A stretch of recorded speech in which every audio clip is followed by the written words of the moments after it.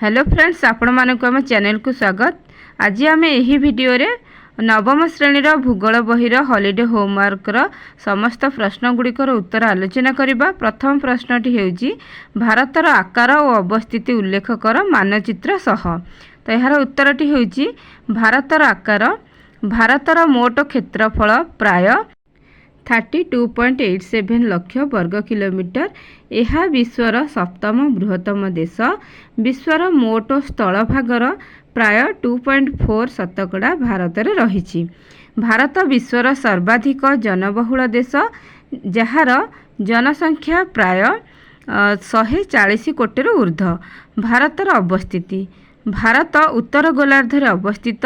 यार उत्तर दक्षिण विस्तार प्राय 3214 किलोमीटर एवं पूर्व पश्चिम विस्तार प्राय 2933 kilometre.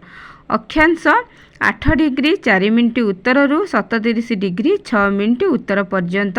द्राघिमा 68 degree 7 minute पूर्वर 97 degree 25 minute पूर्व पर्यंत। भारतर मुख्य भूखंड कर्कट क्रांति 23 डिग्री 5 मिनिट उत्तर उपर अवस्थित। भौगोलिक सीमा उत्तर हिमालय पर्वत अवस्थित। भारतर उत्तर रे हिमालय पर्वत रही। पूर्व रे बंगोपसागर एवं म्यांमार और बांग्लादेश। दक्षिण रे भारत महासागर एवं श्रीलंका। पश्चिम रे अरब सागर और पाकिस्तान। उत्तर पश्चिम रे अफगानिस्तान एवं पाकिस्तान। उत्तर पूर्व रे भूटान, चीन एवं म्यांमार रही। द्वीपपुंज अंडमान और निकोबर द्वीपपुंज एवं लाक्षाद्वीप। मानक समय भारत 82 डिग्री 5 मिनिट पूर्व द्राघिमा आधार रे भारतीय मानक समय IST अनुसरण करे। गुरुत्व भारतर अवस्थिति यहाकू दक्षिण एशियार एक कौशलगत महत्व प्रदान करे। यार विस्तृत आकार एवं विभिन्न भूप्रकृति विविध जलवायु कृषि एवं संस्कृति सृष्टि करे। द्वितीय नंबर प्रश्नटी हेउची कर्कट क्रांति भारतर केते गोटी राज्य दे गति करिछि ताहा मानचित्र सह दर्शाओ। कर्कट क्रांति रेखा हेउची एक काल्पनिक अक्षांश रेखा जहाँ पृथ्वीर प्राय 23 डिग्री हाफ उत्तर रे अवस्थित। यह भारतर 8टी राज्य दे गति करिछि। तो एक मानचित्रटीए करिवे, सेही मानचित्र रे 8टी राज्य को दर्शाइबे। राज्य गुड़िक हेउछि गुजरात, राजस्थान, मध्य प्रदेश, छत्तीसगढ़, झारखंड, पश्चिम बंग, त्रिपुरा, मिजोराम। तो एठारे देखंतु तो एठारे 11टी एभଳି टाणिबे दर्शाइबे जे केउ केउ राज्य देकी आपण मानकर जाइछि। तो परवर्ती प्रश्नटी हेउछि केउ रेखा को भारतर प्रधान मध्याह्न रेखा हिसाब रे निया जाइछि। एहा केउ केउ राज्य दे गति करिछि दर्शाओ। तो यार उत्तर हेउछि भारतर प्रधान मध्याह्न रेखा जहाँकि IST हेउछि 82 डिग्री 5 मिनिट पूर्व द्राघिमा रेखा। यह भारतर मानक समय निर्धारण करबा पई व्यवहार करा जाय। तो एभଳି एक मानचित्रटीए करिकि आपण माने दर्शाइबे। यह भारतर 5टी राज्य दे जाइछि। राज्य गुड़िक हेउछि उत्तर प्रदेश, मध्य प्रदेश, छत्तीसगढ़, ओडिशा, आंध्र प्रदेश। तो एठारे देखंतु आपण मानकू एठारे करिकि देखाइछि। तो एई भଳି भाबरे आपण माने IST को दर्शाइबे। परवर्ती प्रश्नटी हेउछि भारतर मूल भूखंड पूर्वतम, पश्चिमतम, उत्तरतम और दक्षिणतम स्थानर नाम गुड़िक मानचित्र रे दर्शाई लेख।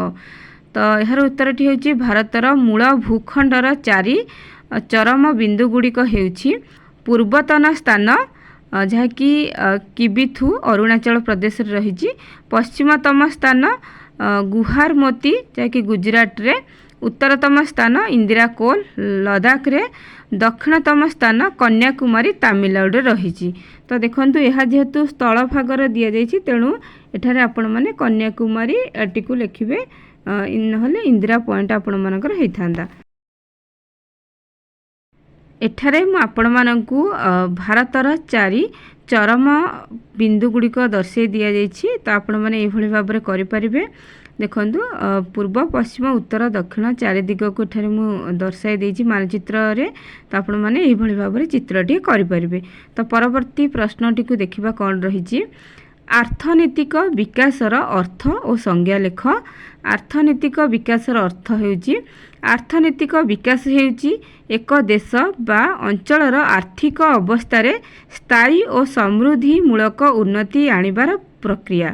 ଏହା ଦେଶର ମୋଟ ଉତ୍ପାଦନ, ଜନସାଧାରଣଙ୍କ ଜୀବନଧାରଣ ମାନରେ ଉନ୍ନତି, ଗରିବୀ ହ୍ରାସ, ଶିକ୍ଷା, ସ୍ୱାସ୍ଥ୍ୟ ଓ ଅନ୍ୟାନ୍ୟ ମୌଳିକ ସୁବିଧାରେ ସୁଧାର ଆଣିବାକୁ ସୂଚାଏ। ଏହା କେବଳ ଆର୍ଥିକ ଅଭିବୃଦ୍ଧି ନୁହେଁ, ବରଂ ସାମାଜିକ ଓ ମାନବୀୟ ଉନ୍ନୟନକୁ ମଧ୍ୟ ଗୁରୁତ୍ୱ ଦିଏ। ଆର୍ଥନୀତିକ ବିକାଶର ସଂଜ୍ଞା। ଆର୍ଥନୀତିକ ବିକାଶ ହେଉଛି ଏକ ଦେଶର ଅର୍ଥନୀତିର ଦୀର୍ଘକାଳୀନ ଓ ସନ୍ତୁଳିତ ଉନ୍ନତି, ଯାହାଦ୍ୱାରା ଜନସାଧାରଣଙ୍କ ଜୀବନମାନରେ ସୁଧାର ହୁଏ, ଆୟ ବୃଦ୍ଧି ପାଏ, ବେକାରୀ ହ୍ରାସ ହୁଏ ଏବଂ ସାମାଜିକ ନ୍ୟାୟ ଓ ସମାନତା ସୁନିଶ୍ଚିତ ହୁଏ। ଏହା ମୁଖ୍ୟତଃ ମୁଣ୍ଡପିଛା ଆୟ, ମାନକ ବିକାଶ ସୂଚକାଙ୍କ HDI, ଶିକ୍ଷା, ସ୍ୱାସ୍ଥ୍ୟ ଓ ପରିବେଶର ସୁରକ୍ଷା ଆଦି ମାପକାଠି ଦ୍ୱାରା ମପାଯାଏ। ତ ପରବର୍ତ୍ତୀ ପ୍ରଶ୍ନଟି ହେଉଛି ମୁଣ୍ଡପିଛା ଆୟ ଓ ହାରାହାରି ଆୟ କିପରି ନିରୂପଣ କରାଯାଏ ଲେଖ। ମୁଣ୍ଡପିଛା ଆୟ। ମୁଣ୍ଡପିଛା ଆୟ ହେଉଛି ଏକ ଦେଶର ମୋଟ ଆୟକୁ ତାହାର ମୋଟ ଜନସଂଖ୍ୟା ଦ୍ୱାରା ଭାଗ କରି ପ୍ରାପ୍ତ ହେଉଥିବା ହାର। ମୁଣ୍ଡପିଛା ଆୟ ଇଜ୍ ଇକ୍ୱାଲ୍ ଟୁ ମୋଟ ଜାତୀୟ ଆୟ ହରଣ ମୋଟ ଜନସଂଖ୍ୟା। ଯଦି ଏକ ଦେଶର ମୋଟ ଆୟ 100 କୋଟି ଟଙ୍କା ହୁଏ ଏବଂ ଜନସଂଖ୍ୟା 1 କୋଟି, ତେବେ ମୁଣ୍ଡପିଛା ଆୟ 100 କୋଟି ହରଣ 1 କୋଟି 10 ଟଙ୍କା। ତ ହାରାହାରି ଆୟ ନିରୂପଣ।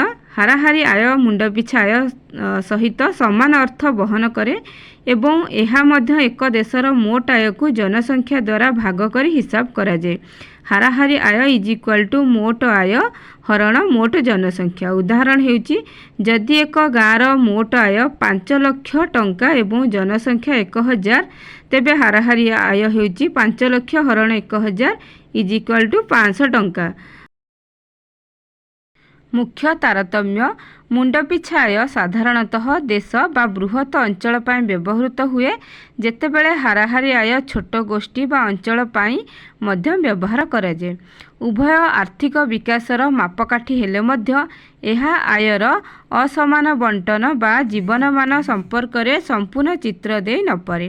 ତ ଏହା ଥିଲା ଶେଷ ଉତ୍ତରଟି। ଯଦି ଆପଣମାନଙ୍କୁ ଏହି ଭିଡ଼ିଓଟି ଭଲ ଲାଗିଥାଏ, ତେବେ ଭିଡ଼ିଓଟିକୁ ଲାଇକ୍ କରିବା ସହିତ ନିଜର ସାଙ୍ଗମାନଙ୍କ ସହିତ ଭିଡ଼ିଓଟିକୁ ସେୟାର କରିପାରିବେ।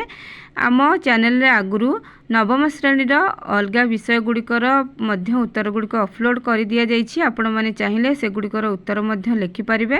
ଯଦି ଆପଣମାନେ ଅନ୍ୟ କୌଣସି ବିଷୟର ଉତ୍ତର ଚାହୁଁଛନ୍ତି, ତେବେ ଆପଣମାନେ ଆମକୁ କମେଣ୍ଟ ମାଧ୍ୟମରେ ମଧ୍ୟ ଜଣାଇପାରିବେ। ଧନ୍ୟବାଦ।